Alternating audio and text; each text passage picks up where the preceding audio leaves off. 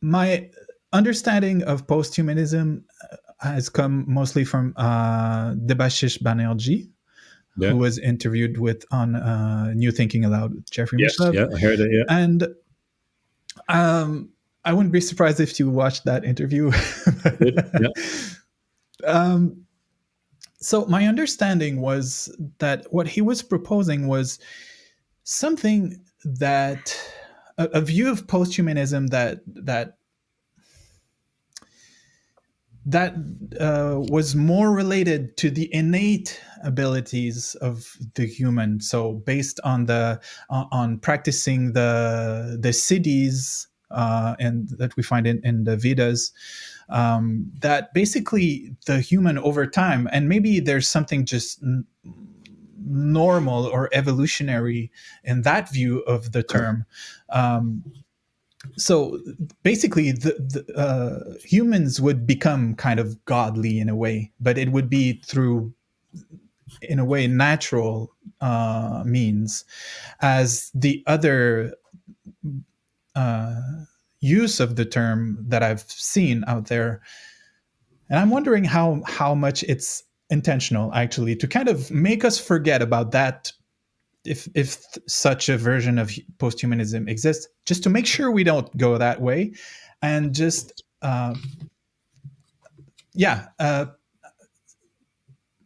presenting posthumanism as an offshoot of transhumanism, and so that eventually we would have merged so much with the machine that our psyches would be kind of a mishmash of AI and, you know, like brain manifestations or something. And same with our bodies, so we can't call us human anymore, you know.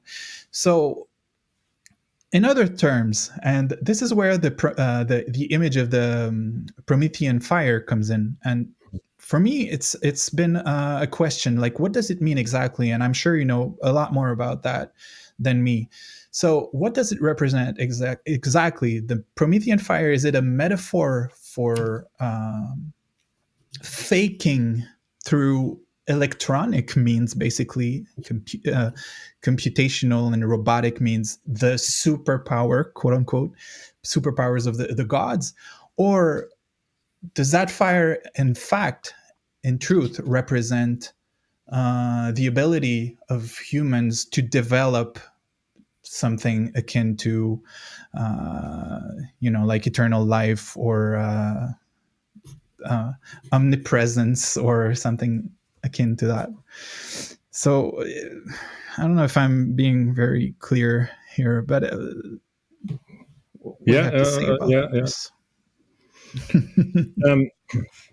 I'll try and link them together just to explain to people where we're talking about. Now, humanism is immediately they set up a straw man and they say this is what humanism is, and then they go on to say, oh well, we don't want that, we want this, post-humanism. So just to explain to people, perhaps starting with transhumanism.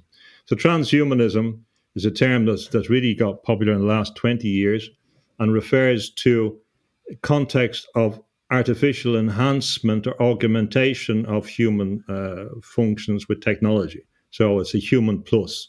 It's adding to. So the posthumanists criticize them and say, oh, well, you're not changing humanism too much. You're just adding to it. You're being more humanist. And sometimes I feel more sympathetic to the transhumanists when I hear that argument. The posthumanists, and again, there's a whole different, I'm not going to bore you going through all the literature on it, but there's a whole range of what it is. So, I mean, if you follow the transhumanist path, you're going to come to a post-human situation anyway. At a certain point with the merger with machine, you'll become something else, and you will therefore be post-human, and the same as the way that Max Tegmark talks about human 3.0. They won't be the old humans, and Philip K. Dick even talked about this. But posthumanism claims to be, in many senses, a mixture of things which critiques humanism. Now, what they say about humanism, they say there was never an agreement on the definition of what humanism is or what humans are. This is a key proposition. They say there was never an agreement on what a human is. This is quite remarkable. But this is what they say. And they say because women were excluded, children were excluded, it was only, white. This is the typical argument, standard argument, white, Western, independent men. That was, so they present that like a cowboy film or something out of the 1920s, the horse operas as they were called. And then they say, we don't want that. We have to move on. We have to move on to post-humanism. And the technology is coming, so it changes everyone. So the boundaries break down. There's no such thing as a human species. If you focus on the human species as superior, you're a speciesist. And that's wrong. And we can't have this hierarchy. Humans are not special. And it goes on like that. So that's the context in which I read Debashish when I look at the literature. Now, he is one of the better ones. So when I hear that interview, I've nothing really not too much to criticize about it.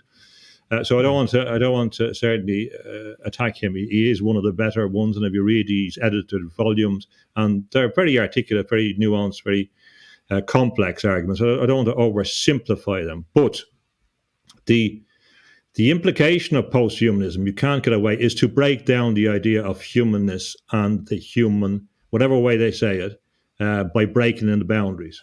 And they kind of vindicate the inevitability of this technical penetration of the human body for me, and the connection, the necessary connection. They take it as a fait accompli, and therefore it's done. We accept this. And people like Donna Haraway, although she doesn't describe herself as post-humanist anymore, talked about, I'd rather be a cyborg than a goddess. And there's these motifs, the cyborg, the zombie, all these kind of things with the post-human stuff.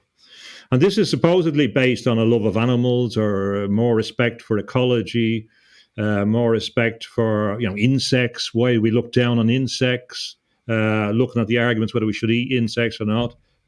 Some of them are really maybe a great surprise to people if they begin to look at some of the arguments.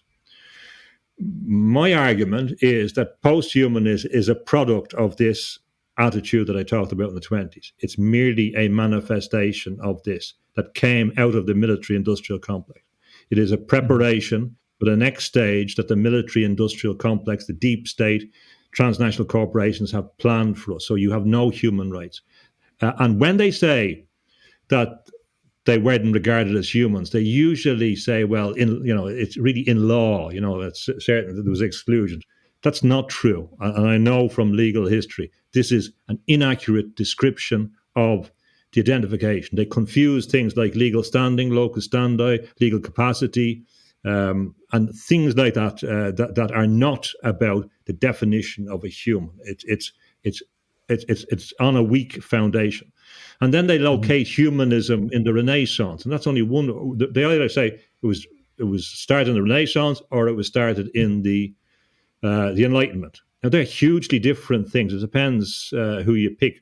If you pick the Enlightenment, you're in a narrower zone. If you pick the humanism of the Renaissance, and you talk about Pico de Mirandola, he saw everything as interconnected. He never put the human, especially, he focused on human dignity, but the human was in a vast chain of being, everything. It's absurd to extract a humanism. The humanism that they're talking about comes out of the scientific tradition, which is promoting post-humanism.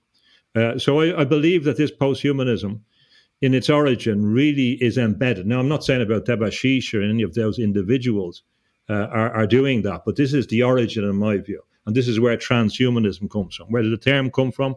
It comes from Julian Huxley. I mean, it's Julian Huxley, grandson of Huxley, British Empire, head of UNESCO, expanding New World Order, all that kind of stuff. It's all there. So this is the tradition that they come in. And I after looking at the literature, I'll not be convinced otherwise. The implications are profoundly disturbing. Profoundly disturbing. I believe they will be used. Here's Mao Zedong said that revolution is, the famous quote, it's not a garden party. And some of the humanists don't seem to understand the implications of what they're saying and the license they're giving to emerging governance to act in particular ways on the subject.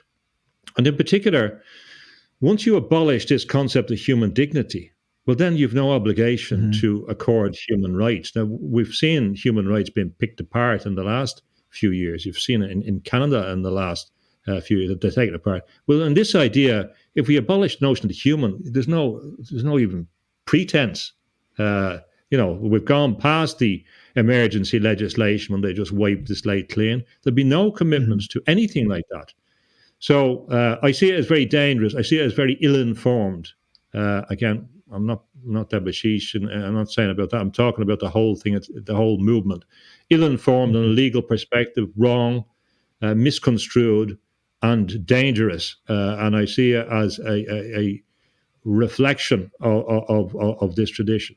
And the claims, they embrace, it sounds good if you get, we're in favor of animals, we're in favor of these ancient things, we're in favor of this, we're in favor of that, and you say, well, actually, when you look, it's an unsustainable alliance that they claim. They stand in front of these movements with little causal relationship between them, and they threaten to undermine all the achievements of those movements that have, over periods of time, gained women's rights, gained right to anti-discrimination, etc. And it fails to understand basic principles like equality, what equality before the law was, and how long it existed. They fail to understand equity was a particular legal jurisdiction associated which modified the common law courts. They failed to understand them. They failed to understand what was happening in Europe for the 1500 years before the Renaissance. What was happening with the idea of the human, the dignity of the human. They just ignore all that kind of stuff. They failed to understand. I'll give you an example. In Ireland, in the early monks, in 697, they promulgated a code on the protection of women and children, group, in combat. And they brought together people from Ireland, Scotland, England. It was an international convention, an agreement that the monks brokered to protect women and children and non-combatants long before the Geneva Convention. So I'm hearing all kinds of daft stuff. I was listening to a man that I was otherwise enjoying, an Islamic scholar who said that human rights began in the 1960s. It's kind of shocking. And the post-humanists are saying there was nothing there before. They're ignoring all that because they don't know about it. And even on the things like, insection of rights, in French legal cases, for example, there's plenty of evidence where the ecclesiastical courts in particular, made orders which were directed to swarms of insects. It's incredible, but it's there in the record. Pigs and that were prosecuted. So the idea that they weren't regarded as legal persons even is wrong. In the 1920s, the Privy Council in London, hearing an appeal from the Indian court, held that an idol could hold legal right and have legal standing. Their analysis of history is wrong because really this is a continuation of postmodernism. It's an ideological agenda underneath it, whether people realize it or not. It's a deconstructive thing. And what's been deconstructed is the humans and the idea of spirituality. So we're forced to, once you go on that path, it's difficult to come back, in my view. I don't care about the possibilities, the intellectual possibilities. These are not intellectual things. When we're talking about spiritual consciousness, we're not talking about constructs. We're talking about real forces. The mystical things that we're talking about are actual forces. They're not constructs. This is what a lot of people don't understand. The Promethean bit informs both posthumanism and transhumanism. And in fact, Prometheus was mentioned in the title of the article where posthuman was first used. So Prometheanism represents the aspect of the human mind which privileges the human will, the magical aspect, and the ruthless aspect. So Prometheans want to be gods in many senses.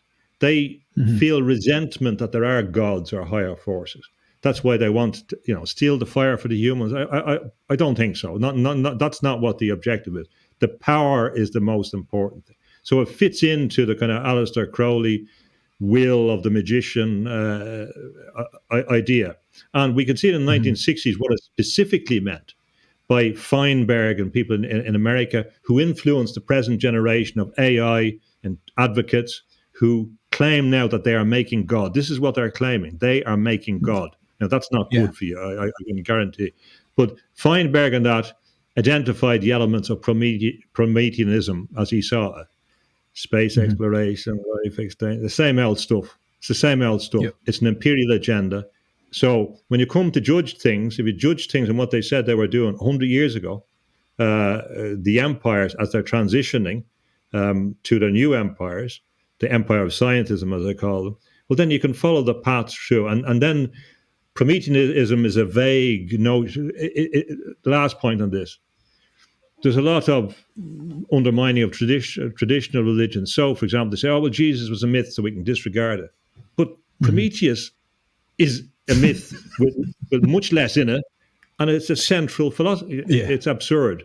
So I'm sticking with the validity of especially long spiritual traditions. I respect them all and try and learn off them, and we can't cast them aside. We can't be misled. We have to see what's there and extend them ourselves. But I've become very critical, and I will be very critical of post-humanism, notwithstanding Debashish is a very good speaker and very engaging and very nice. Seems a very nice man, and I'm not attributing those motivations to him.